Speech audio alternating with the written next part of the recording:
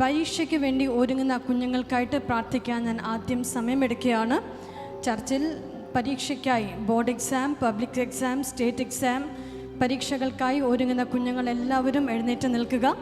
പരീക്ഷ ദിവസം രാവിലെ നിങ്ങൾക്ക് വേണ്ടി പ്രാർത്ഥിക്കുന്നില്ല, അതിൻ്റെ ഒരു ബ്ലെസ്സിങ് ആണ് ഇപ്പോൾ നിങ്ങളുടെ മേൽ തരുന്നത്.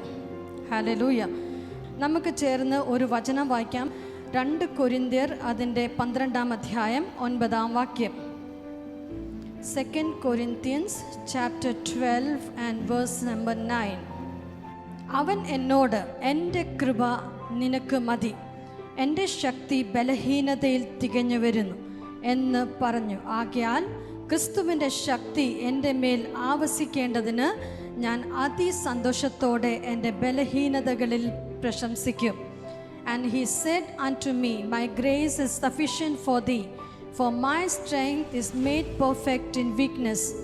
Most gladly therefore I will rather glory in my infirmities, that the power of Christ may rest upon me. എനിക്ക് ജയിക്കാൻ പറ്റുന്നില്ല, എന്നെക്കൊണ്ട് പറ്റുന്നില്ല, പഠിച്ചിട്ട് മനസ്സിലാകുന്നില്ല, എത്ര പഠിച്ചിട്ടും എനിക്ക് ജയിക്കാൻ പറ്റുന്നില്ല.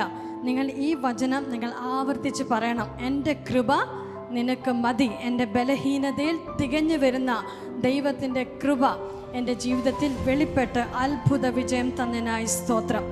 സഭ ഒരുമിച്ച് കൈകൾ ഉയർത്തി നമുക്ക് കുഞ്ഞുങ്ങൾക്കായി പ്രാർത്ഥിക്കാം.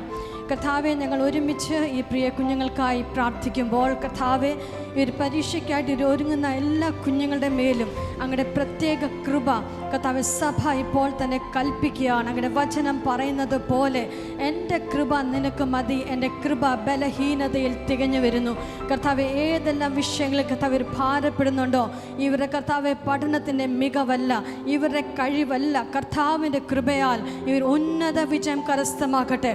കർത്താവെ, സഭയുടെ ദൂതനെ ഓരോ കുഞ്ഞുങ്ങളുടെ കൂടെ ഞങ്ങൾ കൽപ്പിക്കുകയാണപ്പാ. ഹല്ലേലൂയ. പരീക്ഷ എഴുതാനുള്ള എല്ലാ കൃപയും ഞങ്ങൾ കൽപ്പിക്കുന്നു. യേശുവിൻ്റെ നാമത്തിൽ അത്ഭുത ജയം തന്നതിനായി സ്തോത്രം. കർത്താവ് അത്ഭുതങ്ങളെ ചെയ്തതിനായി നന്ദി. യേശുവിൻ്റെ നാമത്തിൽ തന്നെ ആമേൻ.